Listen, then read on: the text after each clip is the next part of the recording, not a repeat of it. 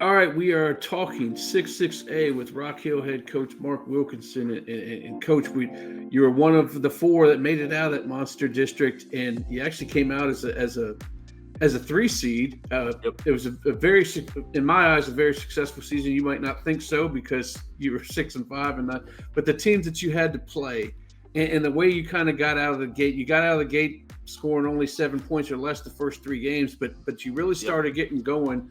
How did you view last season? So yeah, we last season was a success. When you're a new program, relatively, we were going into our 5th year here at Rockhill, and Prosper ISD had obviously been opened up a lot of schools, so we were still having to kind of rebuild from losing some kids for some other campuses just because of the growth in the district, and for our kids to battle back and to have to win our last 2 games and fight through some adversity to get those victories to get in. And the school had never had a playoff berth and they never had a winning season. So absolutely a success. But I really think the success came in the fact that, when our backs were against the wall, our players really showed some toughness and they showed some grit when they could have easily not done that. Because we had a really tough loss against Plano East late in the year that put us behind the 8 ball, and then we beat Plano, then we beat McKinney the last game of the year to put us in. So I was as proud of that as anything, just the way we had to do it.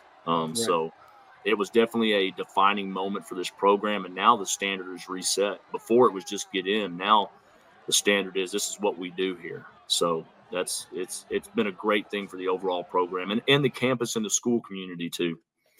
Well, before we get into this year's team, you mentioned it, and another school's opening up this year in Richland, up there in Prosper. Has that affected you as guys had to go from there? Or does that not affect you as much? No, sir. That one did not touch us like Walnut Grove did when it opened. Okay. So no, sir. Richland, and really moving forward, we should be pretty good now as far as like being able to. The kids that are in our feeder are going to be the kids that we get, which obviously that helps tremendously because that's how you can build a program. Well, you talk about the kids that are in your program are there, and it's especially on the defensive side of the ball. It's very solid. That defensive secondary, you lose Jaden, he has to graduate. You can't stay there forever. But you got three other guys, and Danye and the rest of them that make up a solid defensive backfield, and other guys returning too. Talk a little bit about your defense. First of all, defensively, we've been really solid. And, Coach Johnson, Jesse Johnson, our defensive coordinator, Cam Coker, just the whole defensive staff, they find a way every week to get big-time stops. I think we caused 20 turnovers last year. The amount of turnovers we created to help us and the style of play we play, we're very aggressive. We play to our personnel, and just the job our defensive staff does week in and week out is really, really impressive. We also lose. You say we lose Jaden, but we have Danye. Danye's returning. Courtney Lawson, who was a sophomore last year, coming back. Riley Hines, who was playing a lot of linebacker for us, also can play linebacker and play safety. So the Jaden loss is big, but we have a lot of young players that I feel like are going to make that secondary just as good as it was last year. Linebacker wise, Max Robles returning, solid player for us. Mason Gonzalez, who's going to be a senior. You got Austin Johnson, and then you got a kid that's going to be a junior that didn't play on varsity last year named LJ Ricks. And then the D line is pretty intact. We return a lot of our D line. Jalen Dangerfield, Arthur Nersessian, Keegan Britton.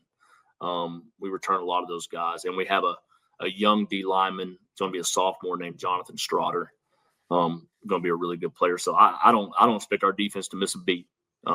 Replacing a caliber of athlete of Jaden is always difficult, but I think we're going to go out there and we're still going to play great defense, cause havoc. And then on defense, you can't forget about Bryce Allen, who seems to be your glue guy there. You don't even really take him off the field. He's out there like 85% of the time, isn't he? Yeah, there's no doubt. Bryce Allen is one of the most unselfish players I've ever coached. On defense, he's going to play in the secondary for us. Offensively, he's going to play receiver. he's gonna do anything we need to help the team, and all he ever talks to me about is wanting to be on the field and impact the team as much as possible.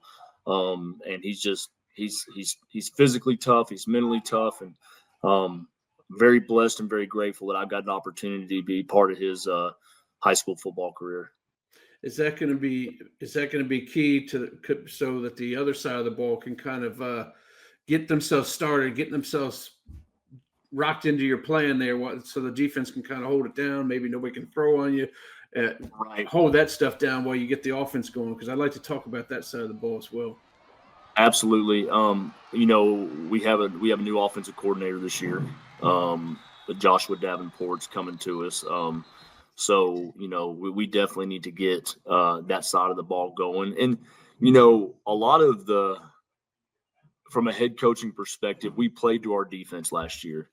We were very slow and methodical of how we did our offense. We were more of a control. Let's limit the possessions that the other team has, and that's how we won games and caused turnovers. This year, we definitely need to find a way to put more points on the board, because you can only sustain getting 20 turnovers a season for so long. That doesn't happen every year. So that's definitely a emphasis, and I'm really excited about what Coach Davenport's going to bring to our staff, and he's going to make us better. Let's talk about the district 6-6A. I mean, as good as your defense is going to be when you're playing a team like Prosper with 17 Division I offensive linemen. I don't know what's 100%. What's going on over there. Where do they feed them over there? Because that's ridiculous. You got Allen, who's always ready to get going here. Right. And the McKinney School, Plano East is building things up. Talk to me about that district and how it's going to be tough to get through it. Yeah, it's a very, very tough district. And then you throw it's a 9-team district. So you're looking at, most districts, half the team getting the playoffs or even more than half. And this one, you're being one of the top 4 out of 9 teams. It's a juggernaut, and there's not a whole lot of time to feel your way through it, because you get to week 3 and it's time to play your first district game, So, but no, obviously Prosper and Allen, great programs. They do a great job. And the Plano schools, Plano East, Coach Benedetto over there does a phenomenal job with that program. And it is every week is going to be an absolute test. There's no such thing as easy week. Princeton's got a high-powered offense, so it's going to take everything we got again just to make sure that we're competing at a high level and take it one game at a time, But I love our football team. I think we're going to come back and we're going to surprise a lot of people. And you don't look with the 9-team district, you don't get much time to warm up for district play. And you guys have Timber Creek and Sherman. What do you hope to get out of those games to get you ready for that first ball game? I think you got Allen first, right? We do. First rattle out of the bats, Allen. Really, I want to see. You talk about our offense, man. I want to see our offense get in a rhythm. I want to see our offense go into the district play with some confidence, and feeling like, hey, we can score 50 if we need to, and understand that we can do that. And we can also feel like we can win 14-10 if we have to. Last year and the previous year to compete, it's like, hey, this is going to be a 21-17 game. This is going to be this, man. I like for us to come out of those 2 games and go, hey, if the defense is struggling a little bit that game, we feel like we can go out there and hang enough points to win a shootout. So to me, seeing our offense get in a rhythm and feel good about the new system and all that stuff, that's huge for those first 2 games.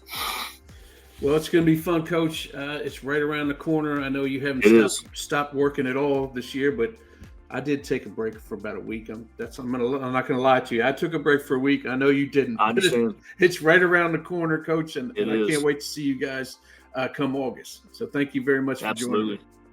Absolutely. I appreciate you. Let me talk about our program. It's always a joy.